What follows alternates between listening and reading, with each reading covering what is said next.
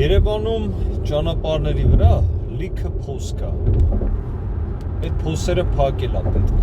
Քաղաքապետարանը դրանով զբաղվում է եւ պիտի զբաղվի։ Բայց որոշ մարդիկ էլի փոսալություններով են զբաղվում։ Ու մարդ կա իր թաղամասում, մարդ կա իր տանդեմը, բայց մարդիկ էլ կան, մարդ տեսակն է, էլի, որ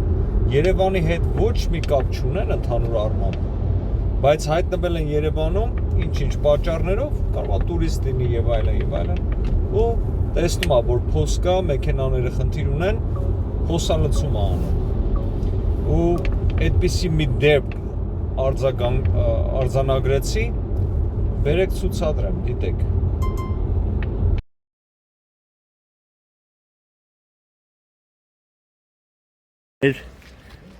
Չինացի երևի հյուրերը փոսալցման աշխատանքներ են կատարում, նորը ցեմենտ ավազ են խառնել, շատ հետո գիտեմ։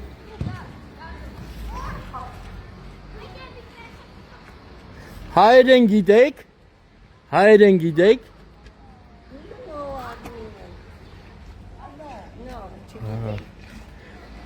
Հələ հարցրեք որտեղացի են։ Չինաստանից են։ Հիմա այս կանանց ինչ կարելի է ասել։ Շնորհակալություն ասենք, թե ասենք որ չանեն, քանի որ դա քաղաքապետարանի կամ այդ բնակիչների խնդիրն է, ինչի են իրանք դրանով զբաղվում։ Բերեք իմ կարծիքը ասեմ, շնորհակալություն այդ կանանց, ովքեր որպես մարդ հասկանալով, որ մեքենաները ընկնում են այդ փոսերի մեջ, բերեցին ու այդ փոսերը փակեցին։ Խոսքը նրա մասին չի, որ քաղաքապետարանը էլ գործ չունի անելու, պիտի ժողովուրդը անեն, ոչ, քաղաքապետարանը պատասխանատու է, բոլոր փոսերը պիտի լցնի։ Բայց երբ որ դուք տեսնում եք, ասենք փոքր փողոցա, ձեր տան դիմաց փոսը առաջացել, ասենք փոքր մի կես ժամվա գործա եւ հողը միայն լցնելը դա կփակի, խնդրում եմ արեք դա։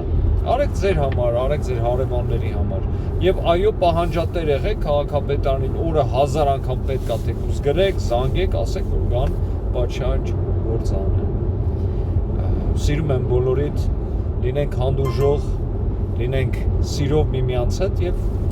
Հայաստանը, Երևանը եւ մարզերը բոլոր տեղերում մեր փոքրիկ ներդրում անենք։ Սիրում եմ ձեզ։